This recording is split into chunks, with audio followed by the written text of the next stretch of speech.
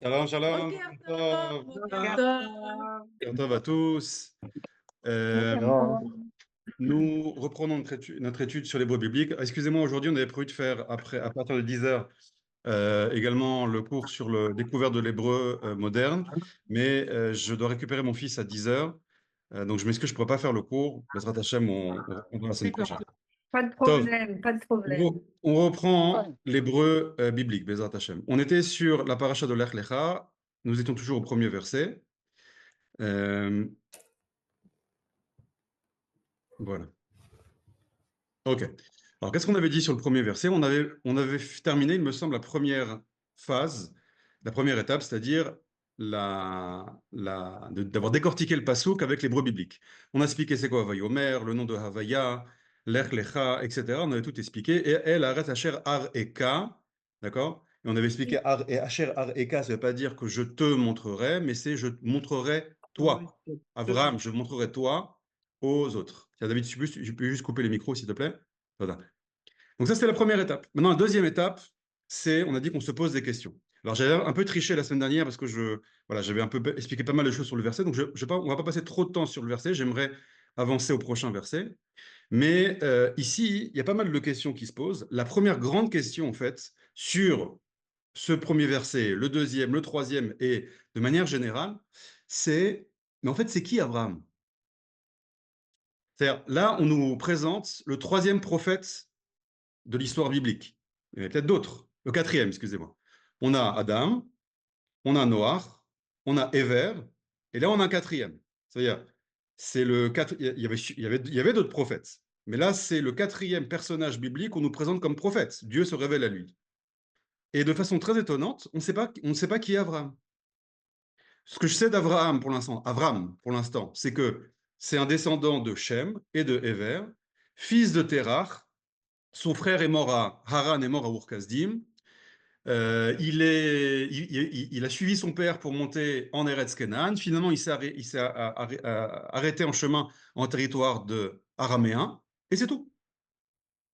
Ça, c'est intéressant. Alors, dans le Midrash, tu lis qui est Abraham. Mais dans la Torah, Dieu, il n'a pas un stock limité d'encre.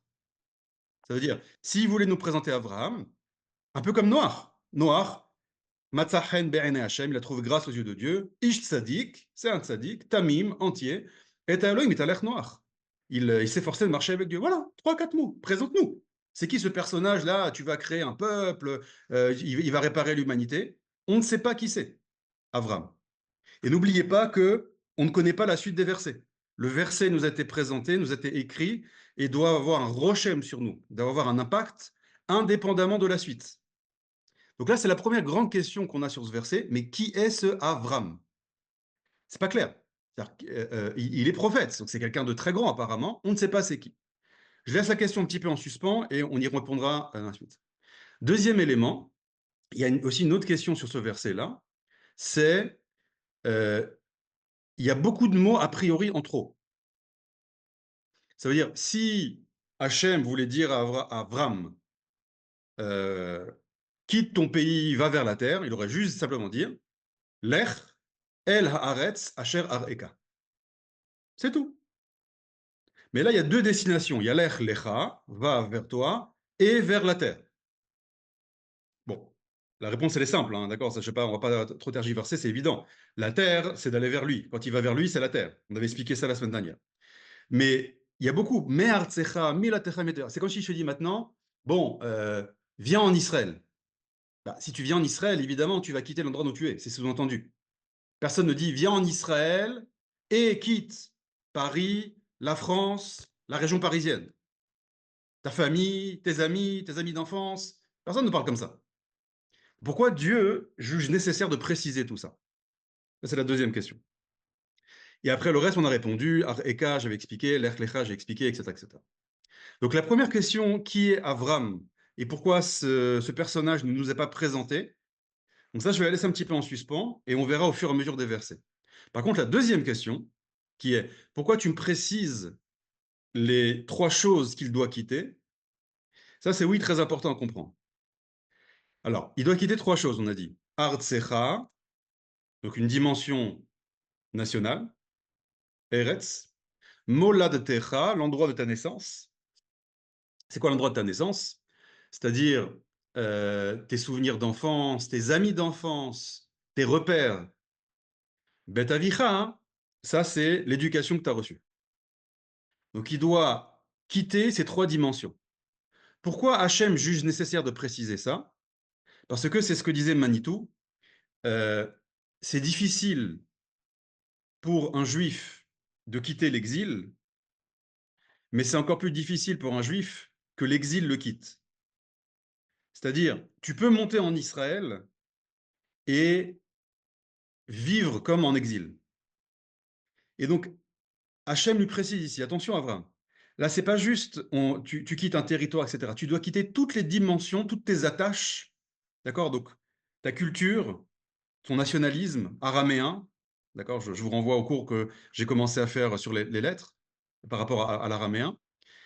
Toutes tes références, tous tes amis d'enfance. Tu peux quitter un pays, mais garder le contact avec ta famille, avec tes amis d'enfance. Non, tu dois te détacher aussi de ça. Et aussi la maison de ton père. C'est qui la maison de ton père? Donc il y a son père, évidemment, et son frère, Nahor. D'accord? Il doit quitter tout ça. Maintenant, pourquoi Dieu lui dit de faire ça? C'est cruel. Comment ça? Tu peux quitter un autre pays et garder tes racines, tes attaches. Non, non, non. Parce que Avram, et là ça va commencer un petit peu à répondre à la première question, c'est quelqu'un de très particulier. Ça veut dire que Avram, Dieu va de lui vouloir créer une nouvelle humanité. Ou de manière plus générale, il va vouloir restructurer l'humanité par lui. Donc il y a besoin d'un reset ici. Il y a une première tentative avec Adam, ça a échoué. Il y a une deuxième tentative avec Noach, ça a échoué. Et maintenant, il y a une troisième tentative que Dieu ne veut absolument pas que ça échoue, c'est avec Avram. Donc il lui dit, maintenant, on va... Alors, ça va être la suite des versets, je triche un petit peu, hein, mais ici, il lui dit de quitter toutes ces dimensions parce qu'en fait, il faut une page blanche. Et la page va être tellement blanche que même son nom va changer. Donc il doit se déconnecter de trois dimensions nationales euh, d'enfance, on va dire, et familiale, et de l'éducation. Ça, c'est le premier verset. J'avance vers le deuxième verset maintenant. Voilà. Alors, on va zoomer un peu. Alors, ce deuxième verset, il est très, très intéressant. Alors, il y a marqué Vehe'esra les goy gadol. Donc, je commence bien sûr l'hébreu biblique ici. Va'avarechecha, va'agadela shemecha, veheye beracha. Alors, pareil, comme tous les versets, en général, on le lit vite, on le traduit et on y a un rachi, on avance. Et regardez à quel point ce verset est très, très riche. D'abord, l'hébreu biblique. Alors, le vav ici, vous vous souvenez qu'il y a deux catégories de vav en hébreu biblique. Soit vav à hibour, donc conjonction de coordination, et et, soit vav à hippour, le vav conversif. On l'a vu avec vayomer. Ici, tous les vav qu'il va y avoir ici, c'est des vav à chibo, c'est-à-dire des conjonctions. Et. Donc là, c'est et esra. Alors, et esra, pour ceux qui sont débutants, c'est la contraction de deux mots, et c'est otra, ce qui signifie je te ferai. Ça, c'est la traduction, on va dire, littérale. Maintenant, en hébreu biblique, je vous avais expliqué, je ne sais plus dans quel cours, donc ça, il faut retenir, la racine, la asot, aïn, sin et he, la asot, ça veut dire faire, on traduit par faire, mais ça a une signification un peu plus profonde, c'est terminer. Terminer le travail. D'accord? Par exemple, dans l'acte de la création, dans Maaseh Bereshit, vous avez trois expressions que, en français, on traduit par créer, mais ce n'est pas du tout la même chose. Il y a Bria, Yetzira et Asiya. Bria, Vayivra, Bara, c'est création ex nihilo. Yetzira, c'est façonner. Vayitzer, Elohim, d'accord, et à Adam. C'est-à-dire quoi? C'est-à-dire que j'ai une matière brute, une sorte de pâte à modeler, que je vais façonner, c'est Yetzira. Et Vayas, la asot, c'est terminer. D'accord? Terminer le travail. Donc, Ve'esra, on peut traduire ça par je te terminerai. Abraham. Je te compléterai. C'est ça que ça veut dire littéralement. Et après, là, j'ai plusieurs problèmes. On a ce lamed. En général, comme on traduit, Vesra les goy gadol, je ferai de toi une grande nation. Ou un grand peuple. On traduit encore mal, c'est un grand peuple. Alors, ici, il y a plusieurs mots qu'il faut comprendre là. Il y a le lamed, il y a le mot goy et il y a gadol. Le lamed, en hébreu biblique, ça a deux significations. Soit c'est une direction, l'er, lecha, soit on peut traduire ça par pour. Pour. Donc ici, c'est difficile de traduire ça comme une direction. Il n'y a pas de mouvement ici. Le verbe laasot n'implique pas un mouvement. Donc on va devoir traduire ce lamed par pour.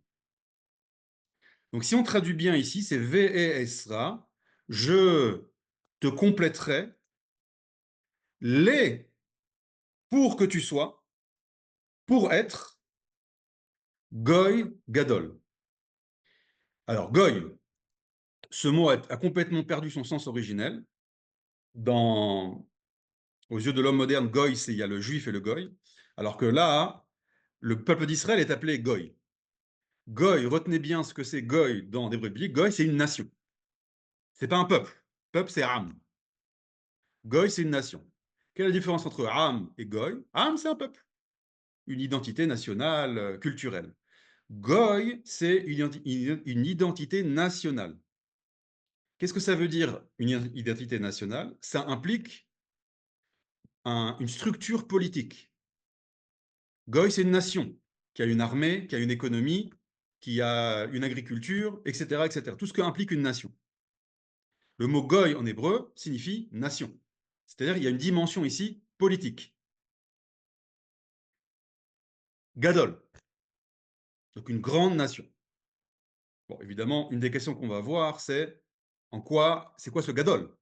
Parce que évidemment ici, le mot Gadol, on connaît l'histoire, ne veut pas dire nombreux, parce que le peuple d'Israël a toujours été peu nombreux, 14-15 millions, et le Maharal de Prague, j'expliquerai ça dans les prochaines étapes, explique que c'est Dafka, ça veut dire le peuple d'Israël ne doit pas être un peuple nombreux, il doit toujours être peu nombreux, 14, 15 millions, 20 millions par génération. Donc Gadol, il n'est pas clair ce mot-là. Bon, on verra plus tard. Je continue. Va-a-va-re-che-cha. Alors là, pareil, c'est la contraction. Là, tous les chaf sophites ici, donc là, c'est plus pour les débutants qui. Tout ça, d'accord? Ça va être la contraction, à chaque fois que vous voyez le cha, ça va être la contraction de deux mots. Donc, va-a-va-re-che-cha. Ça, on dit, la racine, ça c'est terminé. Va-a-va-re-che-cha. Donc, c'est la contraction de avarer otra. C'est-à-dire avarer, je bénirai, otra, toi. Donc, va avacha, je te bénirai. Et je te bénirai. Va agadela shemecha, agadela gadol, la racine gadol, je grandirai. D'accord? Vous voyez ce aleph à chaque fois, hein, en préfixe. C'est ceux qui ne connaissent pas encore bien la conjugaison hébraïque. C'est la première personne du singulier au futur. D'accord? Shemecha, ton nom, je grandirai ton nom. Veheye beracha, et tu seras beracha. D'accord? Tu seras une beracha. Donc si je traduis maintenant en bon hébreu, ça va donner ça. Il y a quatre choses ici qui vont être dites. 1. Je te ferai, entre parenthèses, compléterai. 2. Pour être une grande nation. 3. Je te... C'est une virgule à chaque fois. Hein. Pour être une grande nation, je te bénirai. Je grandirai ton nom. Et tu seras une beracha. Tu seras une beracha. Voilà la bonne traduction de ce verset. Ça, c'est la première étape, hébreu biblique. Et maintenant, on passe à la deuxième étape, les questions. Alors, si vous avez des questions, posez-les, s'il vous plaît, sur le chat. Je préfère sur le chat. Je vais en sélectionner.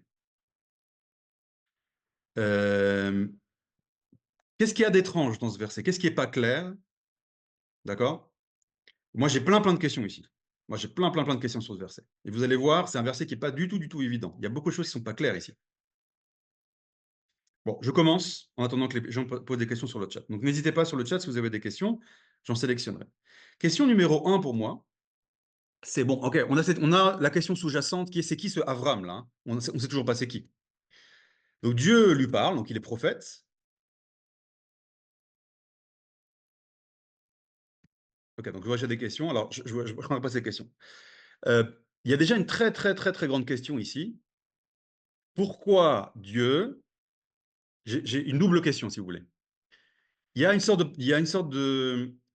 chose antinomique. Il prend un individu, Avram, et il va dire de lui, je ferai de toi une grande nation. Mais il y a un problème. C'est-à-dire que d'un individu, tu ne fais pas une nation. D'un individu, tu fais une famille. Une nation, c'est un groupe d'individus qui va se réunir. Donc déjà, c'est assez étrange de prendre un individu et de dire je vais faire une nation. Ça n'existe pas. On va voir comment les nations sont créées en général. Deuxième question, cet individu-là que tu prends, regardez bien ce que Dieu lui dit. Il lui dit pas, hein, je ferai de toi une grande religion. Je ferai de toi une grande nation. Après, oui, c'est étrange. Ça veut dire on a Dieu qui sélectionne cet être-là qui s'appelle Avram. Et moi, je m'attendais, il est prophète, donc je m'attendais à voilà, un prophète à qui Dieu va révéler un contenu spirituel, va révéler un contenu spirituel adressé aux individus, c'est-à-dire une religion. Une religion, c'est un contenu spirituel adressé aux individus. Or, non, il lui annonce qu'il va créer une nation. Et je vous rappelle qu'une nation, c'est une entité politique. Donc c'est très étrange. Pourquoi Dieu sélectionne Abraham pour faire une nation et pas une religion? Donc ça va être ma première question. Je vais marquer.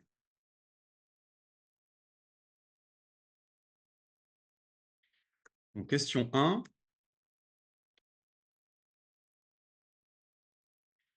Pourquoi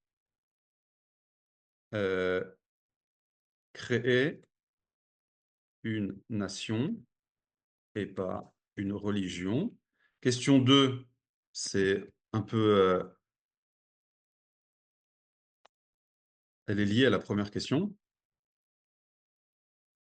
C'est d'un individu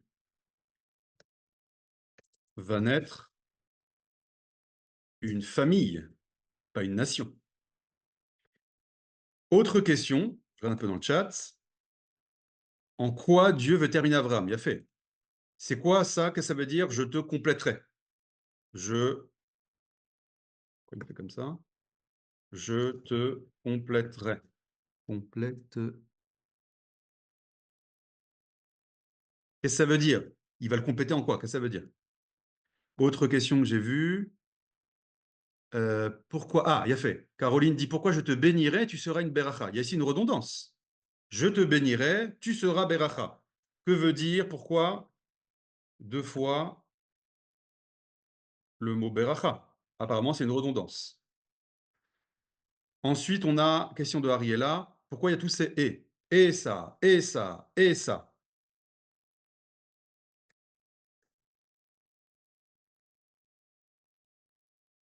Pourquoi toutes ces conjonctions de coordination? Dis, fais un titre, d'accord? Dis, voilà le projet, ça. Qu'est-ce qu'il y a d'autre? Ariella demande, c'est quoi un nom? C'est quoi, je grandirai ton nom, mais c'est quoi un nom?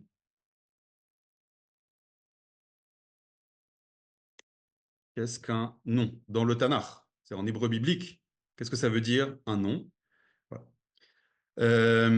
Qu'est-ce que j'ai d'autre ici?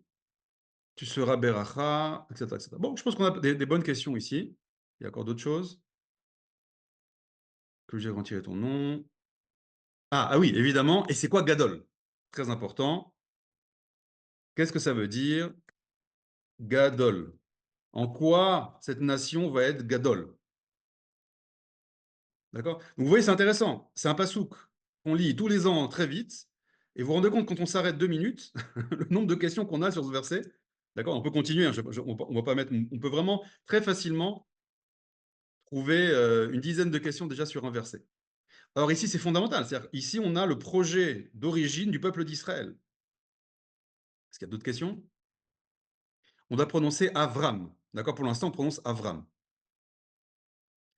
Alors, Ariel demande, par rapport à la question d'Ariela qui est le et, est-ce que ça, c'est en fait, quand on dit pourquoi tous ces et, est-ce que ça indique un ordre, une progression? Ça, c'est Ariel qui complète la réponse de Ariela. Les deux prénoms sont connectés, donc c'est pour ça que vous. Voilà. Bon, on a déjà beaucoup de questions ici, je vais m'arrêter là au niveau des questions, et on va commencer à y répondre. Alors, Ve Esra, les Goy Gadol. Euh, je vais commencer par la première question, parce que c'est la question, on va dire, tout le projet divin va tourner autour de cette nouvelle création, Goy Gadol. Et ici, c'est un problème. C'est-à-dire qu'on a dit, c'est un peu antinomique, c'est paradoxal, tu ne peux pas maintenant d'un individu créer une nation. Comment se crée une nation? Une nation en général se crée par un groupe d'individus qui vont vivre un destin commun, c'est-à-dire ce groupe d'individus va vivre des événements naturels. Ça peut être des guerres, ça peut être des intérêts économiques, ça peut être des catastrophes naturelles qui vont forger un destin commun. On va prendre un exemple. Toutes les nations sont créées par des processus naturels qui vont forger un destin commun à un groupe d'individus. Ça, c'est la définition d'une nation. Une nation ne se crée que comme ça. Un exemple. On va prendre une nation qui a été créée récemment, la nation américaine. Alors, comment s'est créée la nation américaine? On avait un territoire peuplé par des Indiens, qui va être conquis au début par les Espagnols, les Portugais, et tout d'un coup, on va avoir une vague d'immigration de peuples européens, surtout anglophones, donc irlandais, anglais, australiens, un peu hollandais, qui vont commencer à vouloir s'installer dans le Nouveau Monde. Il y avait beaucoup d'anciens bagnards, d'accord, qui voulaient un peu quitter, ou des gens très pauvres qui voulaient quitter l'ancien continent pour le nouveau continent. En parallèle de ça, il y a différentes nations, la France, l'Espagne, l'Angleterre, qui vont essayer de conquérir en tant que nation ce grand territoire-là. Donc on a une interaction entre deux entités, des nations, France, Angleterre, Espagne, et des groupes d'individus, qui étaient des Anglais, des Irlandais, etc., qui se retrouvent là-bas. Et qu'est-ce qui va se passer? Il va y avoir la guerre d'indépendance. Ce groupe d'individus va vouloir avoir son indépendance, et ils vont faire la guerre aux Anglais, d'accord, aidés par les Français d'ailleurs, et ça va donner la déclaration d'indépendance de la nation américaine. Donc comment cette nation s'est forgée? Par des éléments naturels, par des intérêts communs, territoriaux, économiques et militaires, et ça a forgé une nouvelle nation, la nation américaine, qui à la base c'était des groupes, des individus qui se sont réunis ensemble. Ça, c'est la manière dont une nation se crée tout le temps. Ici, on a quelque chose de très particulier, d'unique dans l'histoire. On a une nation qui ne va pas être créée par des événements naturels. Nous avons une nation qui va être décidée. C'est-à-dire, nous avons une nation qui, la racine, l'ADN de ces nations ne sont pas des éléments naturels, mais la volonté de deux êtres, Dieu et Abraham. C'est-à-dire, si Abraham ici dit non, non, je ne suis pas intéressé, ça ne m'intéresse pas ton projet de Dieu. Et ne me dites pas, quoi, c'est Dieu qui parle. Alors, je vais vous montrer dans l'histoire des tonnes de prophètes qui négocient avec Dieu, qui refusent le projet de Dieu. Par exemple, Yona. D'accord? Yona, il est prophète. Un prophète, il faut comprendre. Un prophète, c'est pas quelqu'un qui s'écrase devant Dieu. D'accord? C'est pas de l'islam ici. Un prophète, c'est un être divin qui révèle ses capacités divines et qui se trouve face à face avec Dieu et qui dialogue avec Dieu, qui négocie avec Dieu. Yona, il s'enfuit car non, moi ça je veux pas. Il s'enfuit. Bon, il est rattrapé par la patrouille. Moshe, Dieu lui dit bon, ils ont fait le veau d'or, je vais effacer cette nation-là. Moi, je dis non, non, je suis pas d'accord. Tu les laisses en vie et tu me détruis, dit Moshe. Abraham lui-même, on connaît la suite, d'accord? Sodome et Gomorre, quand lisez le Midrash sur Sodome et Gomorre, Sdom va Amora, vous tombez de votre chaise à quel point c'était une décadence morale absolue. Abraham, non, non, non, tu vas pas les détruire, on va négocier. 50 sadikim, 40 sadikim, etc., etc., etc. Donc vous voyez que les prophètes, à chaque fois, se tiennent face à Dieu et expriment leur avis, ne s'écrasent pas face à Dieu. Il y a un vrai échange avec Dieu. Donc Abraham aurait pu très bien dire non, je ne suis pas d'accord. Je suis pas d'accord. Moi, je veux pas. Je suis bien là, à Haran, araméen. Je vous expliquerai encore dans le cours sur les lettres la culture araméenne. Et Abraham accepte. Donc ça veut dire qu'il y a une chose très intéressante. On va voir pour la première fois dans l'histoire une nation dont l'ADN va être la volonté. Pas des éléments naturels, mais de volonté. Or, la volonté, ça appartient à une dimension qui n'est pas naturelle. Vous n'avez pas de volonté chez les minéraux, chez les végétaux et chez les animaux. Chez les animaux, vous avez des désirs ou des pulsions animales. Il n'y a pas de volonté libre. Ah oui, excusez-moi, quand je dis volonté, c'est une volonté libre, libre de choix. Ça n'existe pas dans la nature. Même chez les anges, il n'y a pas de volonté. Donc la volonté appartient à une dimension divine, libre. Et ce peuple-là, et on répond à l'autre question, question numéro 4, en quoi il est gadol? Sa grandeur, c'est pas qu'il est grand en nombre, c'est pas qu'il est grand militairement. Évidemment, il y a des peuples beaucoup plus grands militairement. C'est pas qu'il est grand. Sa grandeur, c'est que il a un ADN divin. Or, comme son ADN provient de la volonté, c'est une dimension divine et donc éternelle. De là vient Netzach Israël, l'éternité du peuple d'Israël. Ça vient de là. Le fait que ce peuple ne pourra jamais disparaître, ça vient de là. Ça vient de l'Echlecha.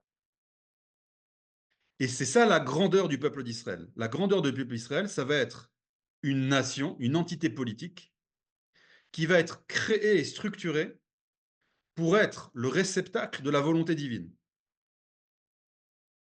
le vecteur de la volonté divine, le canal de la volonté divine. C'est ça le gadol ici.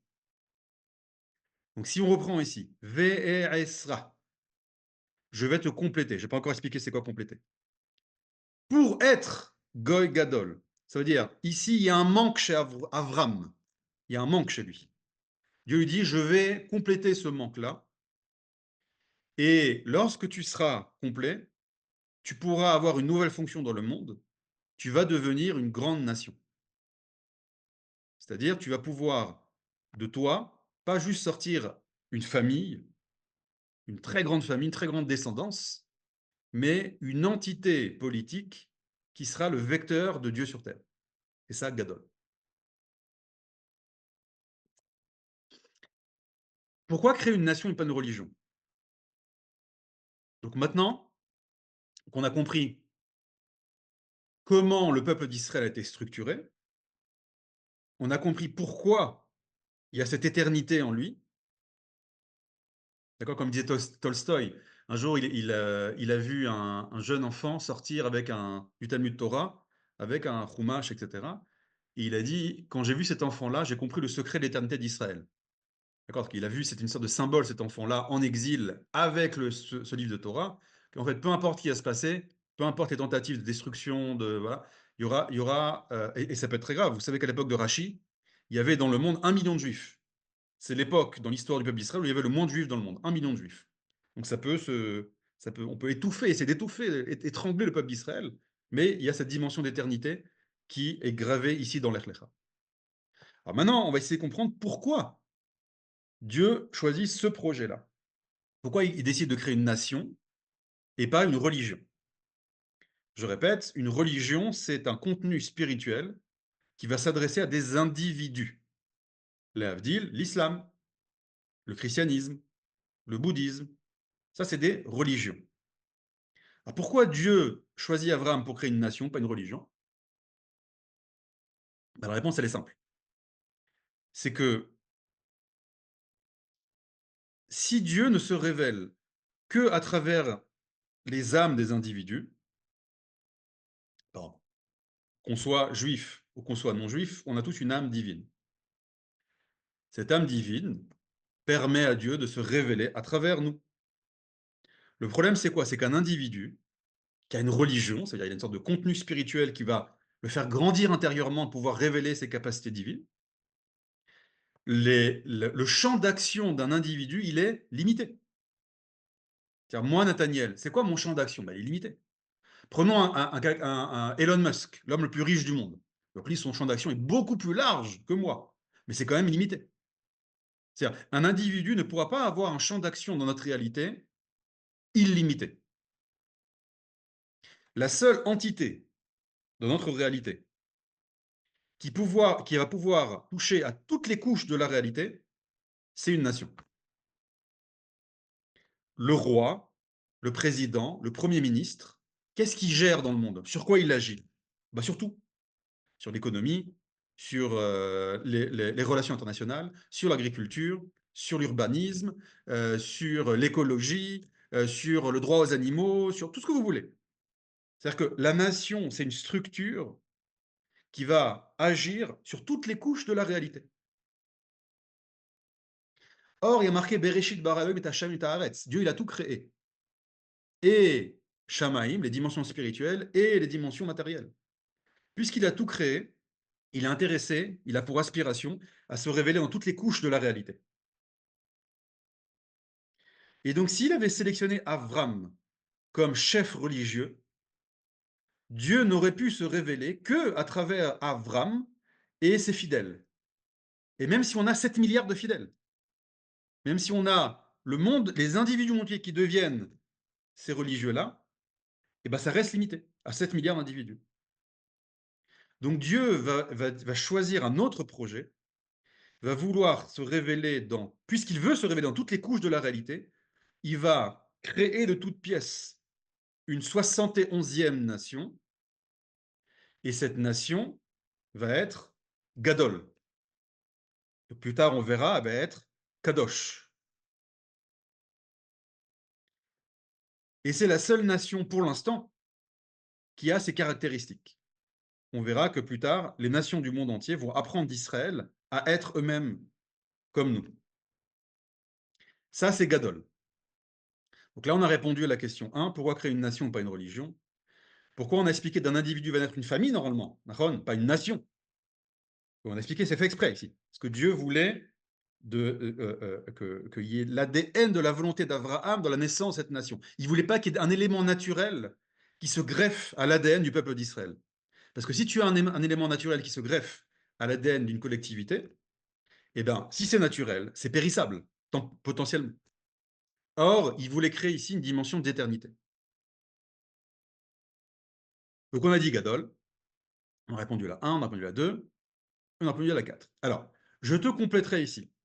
C'est quoi ce VSRA? Là, il y a plusieurs façons de répondre. On peut dire que ça peut être un titre, un truc comme ça. Je te compléterai, 2 points. Et c'est quoi le projet? Legoy gadol, avarechecha, agadal hashemecha, veheye beracha. D'accord? On peut essayer de dire comme ça. Ou alors on peut dire, on peut lier ça, ce qui est un petit peu plus logique au niveau grammatical, ve'estra legoy gadol. Ça va se lire ensemble. C'est-à-dire, je vais te compléter et ça va s'exprimer dans le fait que tu auras une nouvelle fonction d'être une grande nation. C'est un petit peu la même chose. En tout cas, ce qui est important ici, c'est que quand on voit le mot laasot, c'est qu'on comprend que Avram, il y a un manque chez lui, que Dieu ici vient compléter. Donc moi j'aime bien cette explication de dire que voilà, c'est 2 points, l'Egoy Gadol, Avachra, etc. Tov. Bonjour, il y a beaucoup de questions. Alors, je vais avancer encore un petit peu, parce que je ne peux pas perdre le fil, et après je m'arrêterai pour les questions. Alors, les goy gadol. Va, a, va, re, che, cha. Alors, maintenant, en hébreu biblique. Que veut dire le mot beracha? Le mot beracha, en hébreu biblique, ça a une signification de tosefet et de kesher. C'est-à-dire, le mot beracha est aussi klekiboul. Ça a plusieurs sens, mais tous un peu la même chose. Tosefet, c'est un ajout, kesher, c'est un lien, klikiboul, c'est un réceptacle. Je vais expliquer toutes ces dimensions-là. Quand vous voulez comprendre un mot en hébreu, vous vous souvenez, il faut voir la racine du mot. Si maintenant je prends le mot beracha, quels mots ont la même racine? Il y a le mot brecha. Il y a le mot berech. Brecha, c'est la piscine. Berech, c'est le genou. Maintenant, c'est quoi une piscine? Une piscine, c'est un contenant, un réceptacle, dans lequel on doit ajouter de l'eau. Donc, c'est quoi une bracha? Une bracha, ça va être la création d'un réceptacle intérieur qu'on va remplir. Qu'on va remplir de quoi? D'eau. Donc, c'est d'abondance. Donc, la bracha, c'est la création d'un réceptacle. Pour ajouter quelque chose. C'est pas j'ai dit cliquiboule, réceptacle, ajout. C'est-à-dire que quand tu as la bracha dans ta vie, au niveau national, au niveau universel, ça veut dire qu'il y a eu la création ici d'un réceptacle, une brecha, une sorte de piscine géante, piscine intérieure, qu'on va remplir, qu'on peut maintenant remplir. Donc on va ajouter quelque chose. Et qu'est-ce qu'on va ajouter? Tout. Puisque l'eau, c'est la racine de la vie, donc toutes les dimensions de la vie, la bonne santé, la parnassa, la chorma, etc., etc. Donc la bracha, ça va être cet ustensile intérieur qui va naître, qui va apparaître, et qui va pouvoir amener à toi toutes les dimensions qui te manquent. Donc c'est pour ça qu'il lui dit, je vais te compléter, et je vais te bénir, je vais faire une bracha. Parce que je dois créer en toi un réceptacle pour que tu puisses recevoir ces dimensions qui te manquent. Donc la première chose, c'est la bracha. Là, il lui explique le projet, Goy Gadol, et pour y arriver, il faut maintenant plusieurs étapes. Va avarechecha, va gadol hashemecha, veheye beracha. Avarechecha, encore une fois, c'est la création de ce réceptacle intérieur qui va permettre l'ouverture. Donc j'ai dit, je reprends le mot bracha. Bracha, brecha, la piscine, le réceptacle, mais c'est aussi le mot berech. Berech, c'est un genou. C'est quoi le genou?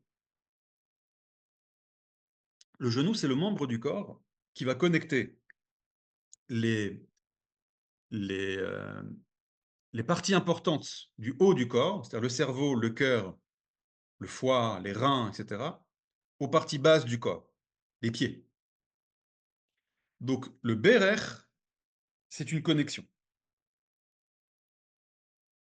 C'est pour ça d'ailleurs que quand on dit Baruch, Baruch Ata Hashem dans la Hamida, alors les Ashkenazim plient les genoux, les Sfaradim, on va juste se procéder un petit peu comme ça.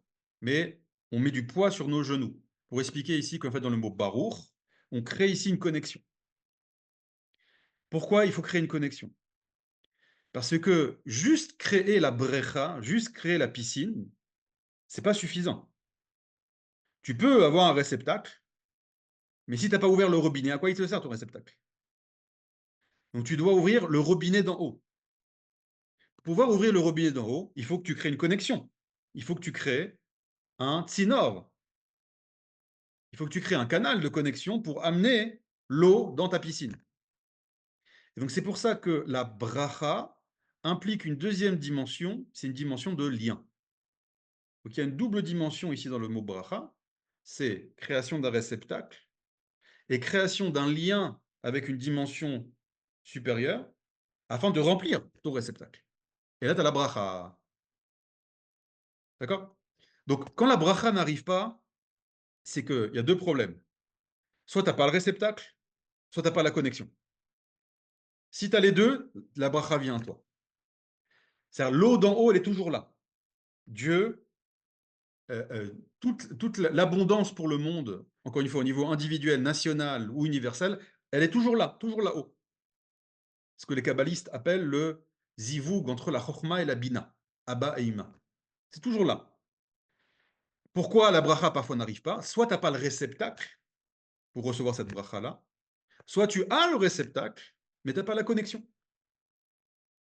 Donc quand tu crées ces deux dimensions-là, à ce moment-là, le robinet d'en haut s'ouvre et tout vient à toi. Donc là, je l'expliquais au niveau individuel, mais évidemment, ici, on parle d'une dimension universelle. Ça veut dire, vous comprenez bien que quand il dit Va'avarechecha, il parle à l'individu Avraham, mais vous comprenez en fait cet individu, il est spécial. C'est un individu collectif. C'est pas paradoxal de prendre Avraham et de créer une nation. Parce que Avraham, il porte en lui la nation, comme Adam porte en lui l'humanité. Avraham, c'est une nouvelle graine de l'humanité. Bon, j'espère que tout le monde suit. Je termine encore.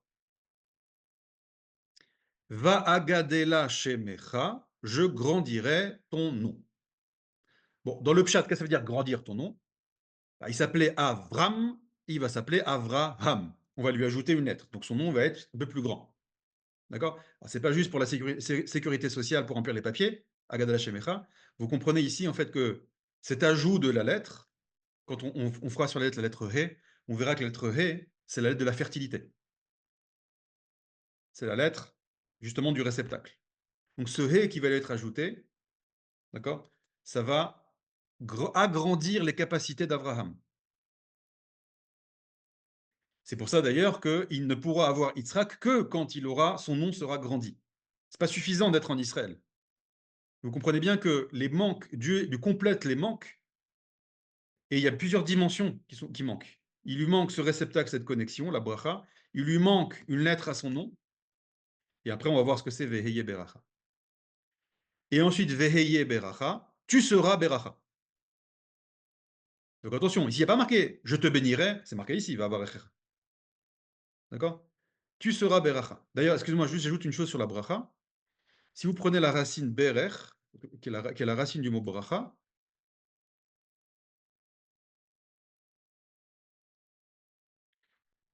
vous remarquez qu'en valeur numérique, c'est donc bet, c'est 2, resh, c'est 200, et kaf, c'est 20. Ça fait 2, 2, 2.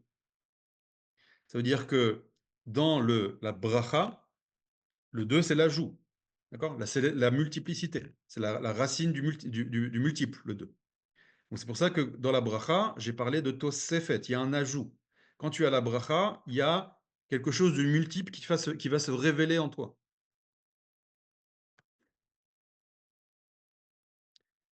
Va gadela shemecha, veheye beracha. Tu seras beracha.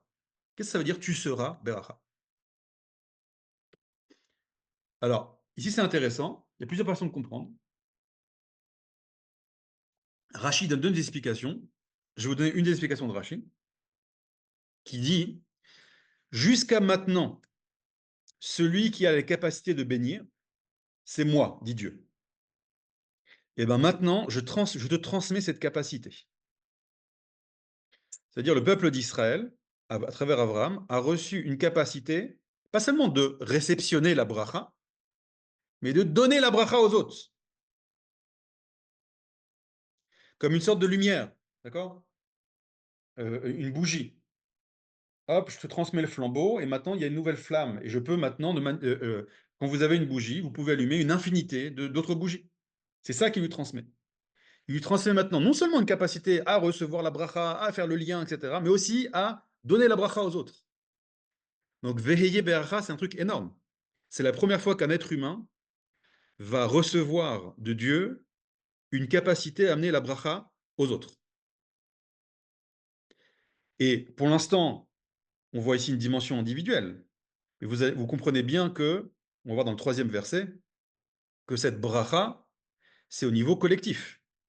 C'est-à-dire la nation d'Israël, l'État d'Israël, a reçu comme capacité de donner la bracha au monde. Et Baruch Hashem, de plus en plus de nations, membres des nations, d'individus, même de nations, le président d'Argentine comprend ça. D'accord? Vous avez vu le secrétaire d'État américain de Trump qui est venu à Jérusalem. Il faut voir cette vidéo qui est incroyable. Il a dit en 48, vous avez vu votre État, c'était un miracle, et pourtant ça s'est fait. En 67, la guerre des 6 jours, c'était encore un plus grand miracle, et pourtant ça s'est fait. Il m'a dit, le prochain miracle que vous allez vivre, ça va être la construction du Beth Amikdash. C'est le secrétaire d'État américain, le secrétaire à la Défense, donc le président du Pentagone, qui était un ancien présentateur de Fox News, d'accord, qui vient de dire ça à Jérusalem. J'enverrai la vidéo à David pour vous la transmettre, mais bon, elle a fait le tour, cette vidéo. D'accord? Donc les nations du monde comprennent ça, comprennent cette bracha qui vient d'Israël. Il y avait dans l'histoire de l'exil d'Israël, très souvent, lorsqu'il y avait des famines ou des périodes où la pluie ne tombait pas, très souvent les rois ou les gouverneurs, alors malheureusement pas de façon pas très sympathique, mais obligeaient les juifs à prier pour que la pluie tombe. D'accord? Ça arrive très souvent, ça. Des communautés juives ont été menacées de prier pour que la pluie tombe, parce qu'ils savaient que la bracha, la pluie, l'abondance, vient du peuple d'Israël. Donc les nations du monde connaissent ce secret-là. Voilà, ça c'était ce verset. Donc vous voyez à quel point un verset qui paraît tellement anodin qu'on lit tous les jours, à quel point il est riche. Et encore une fois, j'essaie de réduire au maximum. Maintenant, il reste 10 minutes pour les questions. Alors je vais commencer par les questions sur le chat. Alors, s'il y a des questions aussi à l'oral, levez la main s'il vous plaît. Alors, il y a beaucoup de questions. Ah, pourquoi la nation d'Israël est limitée à 20 millions, 14, 20 millions, etc. Alors, on a dit que Gadol, ce n'est pas au niveau du nombre. Alors, le Maharal de Prague explique ça. C'est simple. Après ce qu'on a expliqué, maintenant c'est très simple. Pourquoi le peuple d'Israël ne pourra pas être une grande nation au niveau quantitatif? Pourquoi? Parce que puisque le peuple d'Israël, ça va être le canal de lumière, il ne faut pas qu'il y ait trop de lumière. Sinon, ça va éblouir.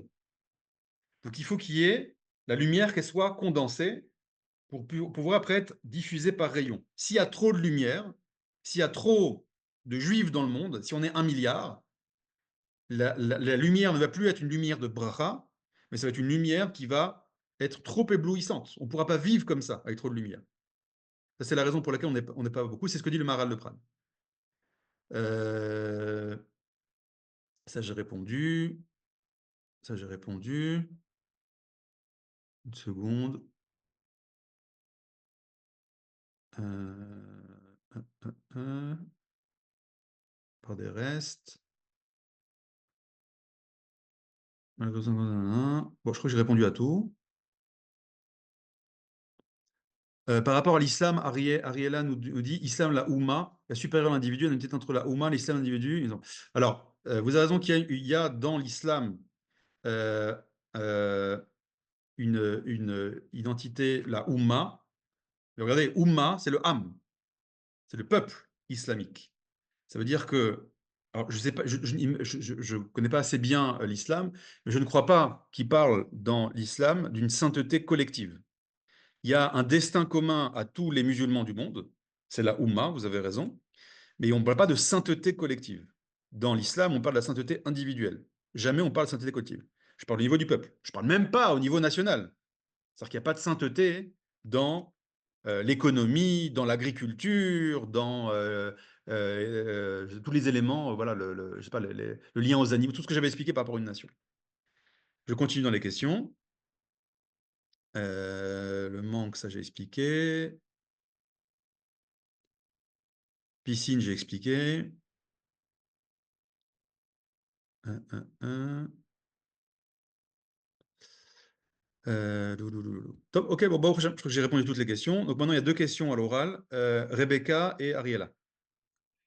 Alors, ce fameux tsinor, c'est Dieu qui le fait et nous qui l'acceptons ou non. La preuve, je pense, je sais pas, c'est comme ça que je me dis, c'est que, Moshe, par exemple, lorsqu'il voit ce que lui demande Dieu, il dit: «Non, moi je fais pas, débrouille-toi, moi je ne veux pas que ce peuple soit, comment on D'accord. appelle ça? Perdu quoi». Libéré. Voilà. Pas perdu, hein, avec le Vaudor, Can. Voilà, donc c moi je pense que c'est ça. C'est-à-dire qu'on n'a pas on se dit pas un matin: «Je vais me lever, tu sais quoi? Je vais penser, je vais dire à Dieu», pas du tout. C'est Dieu qui au contraire, prend la décision et à ce moment-là, on peut dire oui ou non. Et Alors, c'est ça quelle est qui la fait question? Quelle est la question, Rivka? alors ma question c'est qui f fait qui commence l'action? Les L'action, ce c'est commencé fameux par Dieu. Vous avez raison, c'est voilà, activé l'initiative est de voilà, Dieu et voilà, c'est le après, c'est le peuple leader. d'Israël. Maintenant, il y a une chose importante, c'est que le peuple d'Israël, maintenant, n'a plus le choix. C'est-à-dire qu'après alors après, on verra l'alliance, mais c'est une alliance qui est éternelle. C'est-à-dire que tu veuilles ou que tu veuilles pas, maintenant, tu dois remplir ton rôle C'est vrai, d'Israël. ouais. D'accord? Ou Alors, sinon Ariella, sinon Ken, je fais tomber sur toi le fameux exactement, Arc et Gigit, exactement ça. C'est pour ça que Ariella, allez-y. Heu, sur ce que vous venez de nous enseigner sur le mode de Prague par rapport à la quantité de lumière, la quantité d'individus de la nation, hem, ça fait écho et je j'arrive pas bien à faire le lien parce que le Rav Yoel nous dit très souvent: «Arrêtez d'être petits, soyez grands, pensez-vous grand» et cetera et en fait, on a, heu, alors c'est là que j'arrive plus à faire la part des choses. On a du mal à rayonner, on a du mal, on n'ose pas être qui on est complètement, surtout Routes Laaretz. Ici, c'est un peu plus facile, mais est-ce que c'est par rapport à ça, le fait de se restreindre soi-même ou alors c'est très féminin ou alors c'est très galoutique? Se Alors, restreindre par rapport à alors, il y a fait. Il ne faut pas se restreindre. Le Raviol, c'est confus pour moi. Ken, alors, il ne faut pas se restreindre. Alors, j'espère avoir bien compris la question. Donc, je vais répondre. Il ne faut pas se restreindre, mais comme a dit Laura Vuel, il faut au contraire s'ouvrir et révéler toutes ses capacités. Mais notre identité est composée de trois couches. La couche individuelle, la couche nationale et la couche universelle. D'accord? Ça veut dire, si tu ne mets en avant que, si tu ne t'exprimes que dans ton individualité, c'est de l'égoïsme. Et c'est ce qui se passe en Europe, aux États-Unis, c'est-à-dire on met en avant que l'individu et on détruit complètement le destin commun. Si tu mets en avant que le côté national, au détriment de l'individu, bah, tu as soit du communisme, soit du fascisme. Et si tu mets en avant que le côté universel, tu as du cosmopolitisme, wokiste, là, le citoyen du monde, etc. Il n'y a plus de racines, etc. Donc à chaque fois que tu mets en avant qu'une de ces dimensions-là, ça va toujours échouer. Le bonheur va arriver dans l'harmonie de ces trois, de l'équilibre de ces trois cercles-là, des cercles concentriques. C'est pour ça que le peuple d'Israël a trois noms: Yaakov, Israël, Yeshurun. Yaakov, c'est la dimension Mmh. individuelle; Israël, la dimension nationale; Yeshurun, la dimension universelle. Donc pour révéler ces capacités-là, il faut révéler ces capacités dans ces trois dimensions. Je suis un individu unique, j'ai des capacités uniques. Ces capacités-là, elles doivent s'exprimer dans un contexte national. Donc je dois voir comment maintenant me connecter à mon peuple. Évidemment, celui qui est en Chutz Laaretz doit faire son alia. Et quand tu es en Israël, tu dois aussi trouver ton chemin. Mais ce n'est pas encore suffisant. Il faut après pouvoir s'ouvrir à cette troisième dimension, le côté universel. Savoir comment je peux agir pour les nations du monde. Parce que c'est pour ça. C'est le troisième verset. J'espère que j'ai répondu à la question, Riela. C'est Dan. parfait. Bon, ok, bon, Dan. Oui, juste la question. Le genou, donc on est sur 222 et Berira, si je ne me trompe pas, on est sur 237. Ken. Ça représente quoi? 222. Non, 222 plus 5. 227. À 227. Et, ça, Ken. et 227, quelle signification? Bracha. Euh, 227, je sais pas, Resh, Kaf, Zayin. Ah, il y a fait, regarde, ça fait en Gematria, ça fait Resh, Kaf, Zayin. Ça fait Rikouz. Rikouz, c'est quelque chose de concentré. oui, ça revient à la piscine. D'accord. Exactement. Ok, Thomas. Non, pas la piscine. La piscine, c'est au contraire. C'est en abondance. Rikouz, c'est concentré. C'est Non, mais intéressant. Non, en fait, une piscine, il y a quatre côtés. C'est ah, encerclé. il y a fait, ok, ok. Oui, c'est une sorte de limite. Il y a fait. Il y a une limite. C'est-à-dire que il y a fait. Ok, il y a fait. Exactement. Claude Claire, allez-y. Le micro, le micro.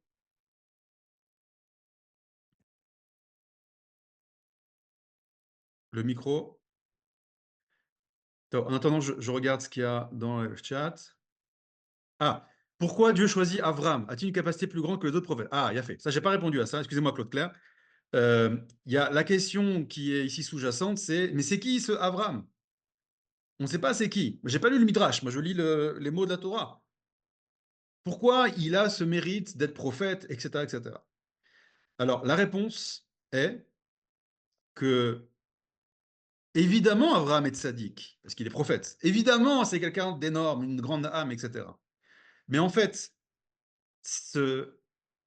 contrairement à Noach, où ses mérites vont être mis en avant, ici, les mérites d'Abraham ne sont pas mis en avant, parce qu'en fait, la nation d'Israël va naître d'un individu, évidemment, qui est ultra, ultra, ultra méritant. Et après, dans la suite des versets, on va voir à quel point il est méritant. C'est un personnage incroyable. Mais c'est une dimension qu'on appelle Ségoula. Ségoula, c'est-à-dire une capacité intrinsèque. C'est-à-dire que Dieu veut ne pas mettre en avant les capacités révélées d'Abraham pour dire que les capacités que va avoir le Ham Israël, ça va être des capacités intrinsèques.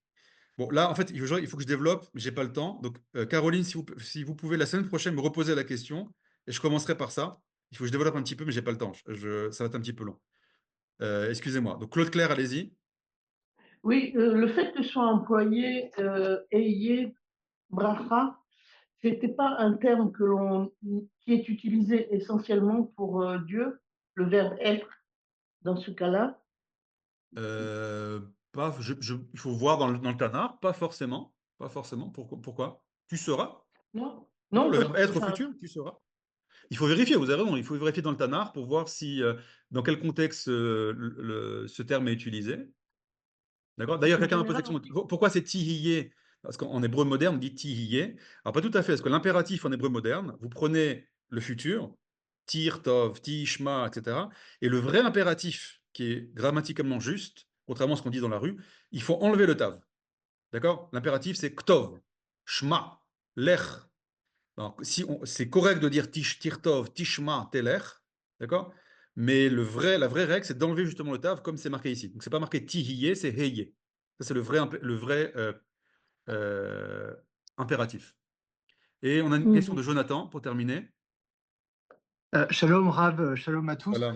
Je suis désolé, j'ai pris le shiur en cours de route. Simplement, j'avais devant mes yeux, quand j'ai pris le cours, le livre Le Bahir, le livre de la clarté. Et il y a un passage, je ne sais pas, peut-être que vous l'avez évoqué, mais pourquoi le « et » a été rajouté à Abraham? Et il est précisé qu'en fait, ça permet d'atteindre la guématria de 248, qui, avec le mot Abraham, à 248 en guématria. Et c'est le nombre d'articulations. Et il est expliqué que ça permet en fait d'être traversé par la lumière divine et de la diffuser dans tous ces plis, dans tous ces mouvements, en fait. Il a fait mal. Ouais, d'accord. Alors, ce hé là, il y a beaucoup, beaucoup, beaucoup de choses à dire. Je n'en ai pas vraiment parlé, j'en ai juste parlé rapidement. Évidemment, il y a beaucoup de choses à dire. Mais c'est une des explications, d'ailleurs, ce que je grandirai ton nom. D'accord? Chazak, Jonathan. Chazak ou Baruch. Todaraba. D'accord? D'ailleurs, Resh Mem Dalet, d'accord?